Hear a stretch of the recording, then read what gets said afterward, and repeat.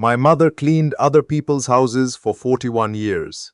She started when she was 19, took the bus across town every Monday through Saturday, and she never once complained about it to me. Not once. She'd come home smelling like pine sol and someone else's fabric softener, and she'd still have dinner on the table by 6. That's who she was. That's who raised me. I want you to understand that before I tell you what happened at Christmas dinner last year.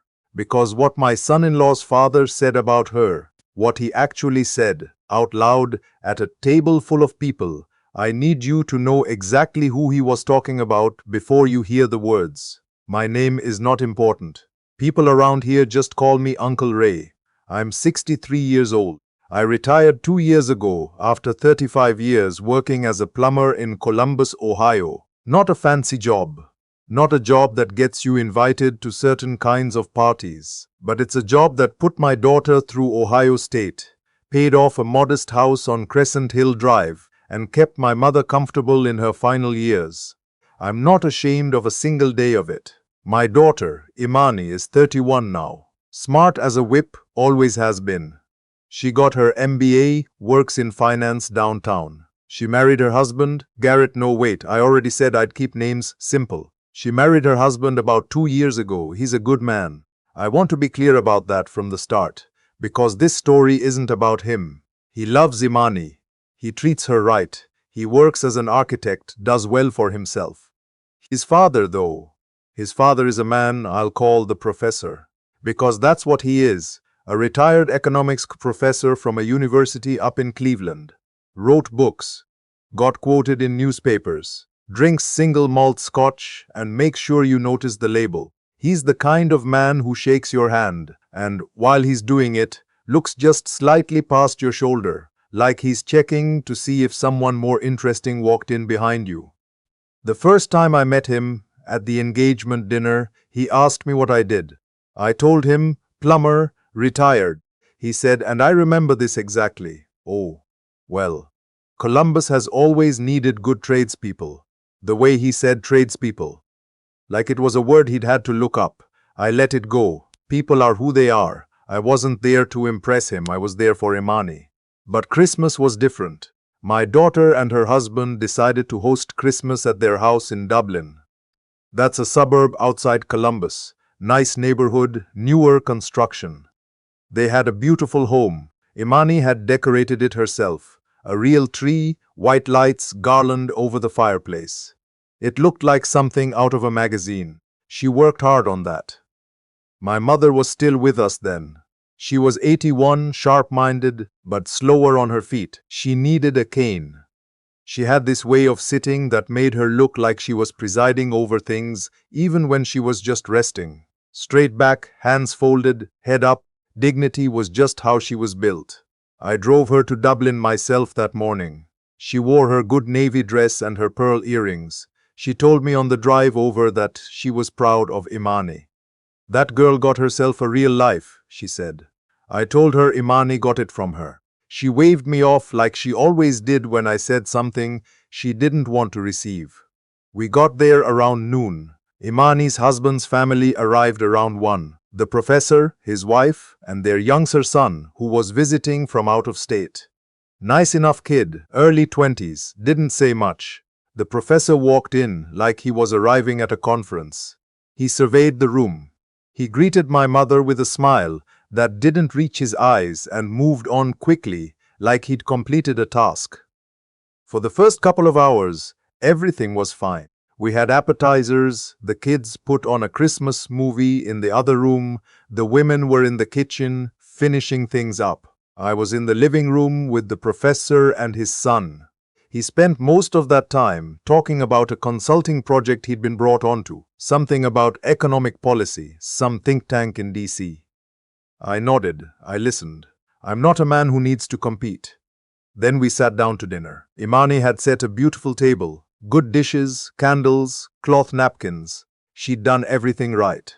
She seated my mother at the table first, gave her the chair closest to the kitchen so she wouldn't have to walk far.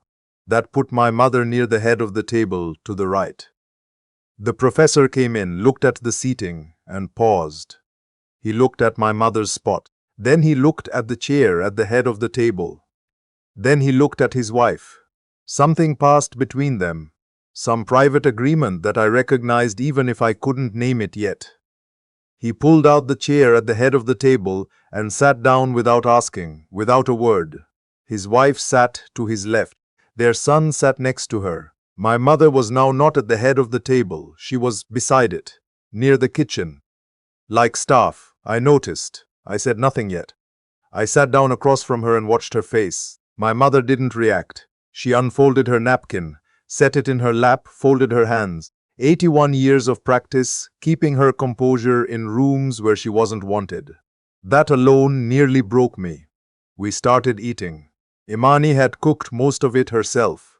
Turkey, greens, sweet potatoes, her grandmother's cornbread stuffing that my mother had taught her.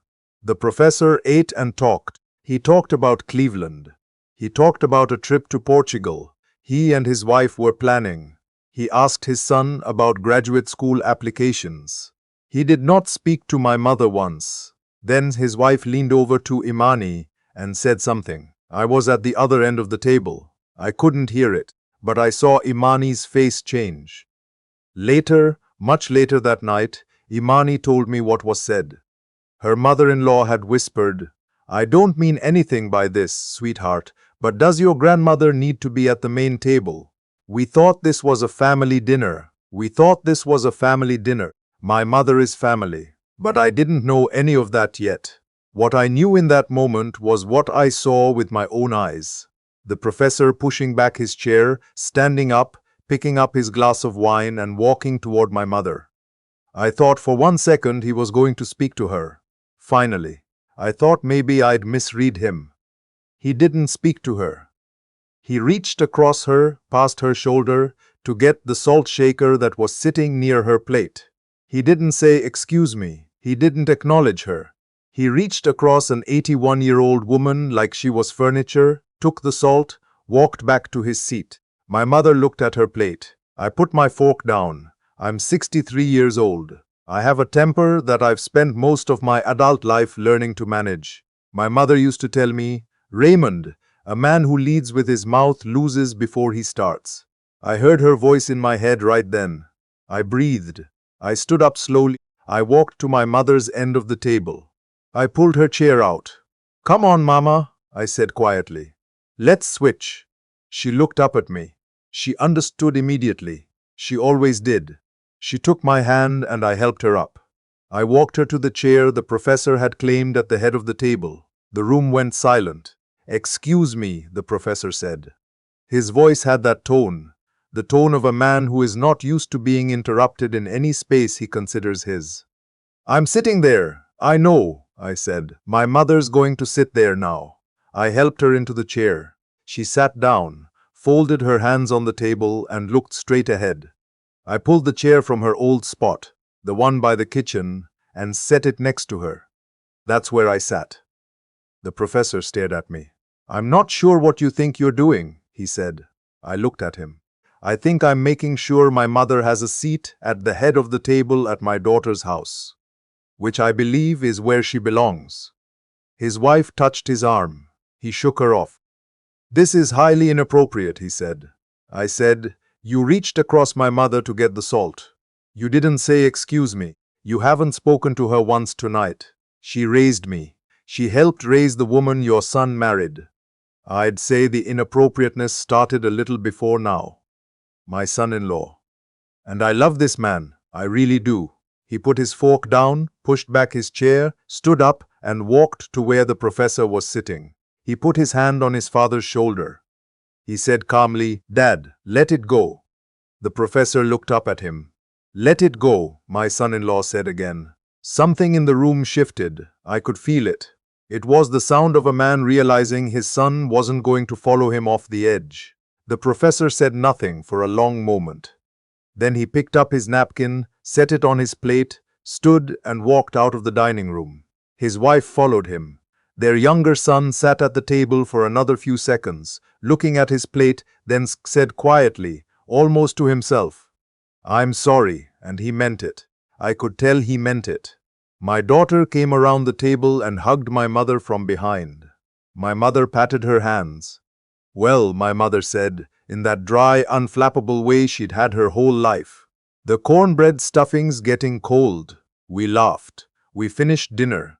The professor and his wife didn't come back to the table. We could hear them in the other room. They left about 20 minutes later, said they weren't feeling well.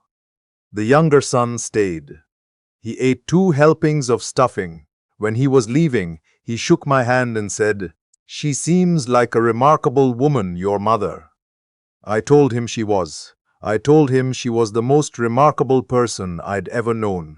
That night, after we'd cleaned up, and I was getting ready to drive my mother home, she stopped me in the hallway. She put her hand on my face.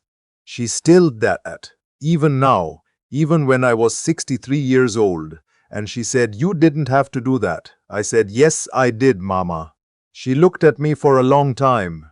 Her eyes were doing that thing they did when she was holding something she didn't want to let out. Then she said, "Your father would have done the same thing." My father passed when I was 12. He was an electrician. Got up every day at 5 in the morning. Came home with burned hands, never said it was beneath him. I didn't know him long enough, but I knew him enough. That's what she gave me. Her and him both. I thought about him the whole drive home. The highway was nearly empty, and my mother was quiet in the passenger seat, with her hands in her lap, and I thought about what we carry from the people who built us. How you can spend 40 years running a pipe under someone else's floor and still leave your child something worth more than any degree, any label, any chair at any table. A few weeks after Christmas, my son-in-law called me. He said his father had asked him to pass along an apology. Not to me, to my mother. I said I appreciated that. I said I hoped he meant it. My son-in-law said, "I think he's starting to understand something, Uncle Ray. It just took a while. I told him a lot of things do." My mother passed in March of this year, peaceful in her own home in the bed she'd slept in for 50 years. The hospice nurse told us she went in her sleep. I like to think she went easy, because she knew everything was the way it was supposed to be. That her grandson-in-law had stood up, that the cornbread stuffing had gotten eaten, that she'd sat where she belonged. She cleaned other people's houses for 41 years. She took the bus. She came home, smelling like someone else's life, and made ours worth living anyway. No table was ever too good for her. No room was ever too fine. She was the head of every table she ever sat at, whether they gave her the chair or not. That's what I know. That's what I want to leave you with today. The way you treat someone's mother is the truest thing about you. Not your title, not your degrees hanging on the wall, not the scotch you pour or the trips you take or the chair you claim before anyone else has a chance to sit down. None of that tells me who you are. But the moment you reach across an old woman without saying, "Excuse me," that tells me everything.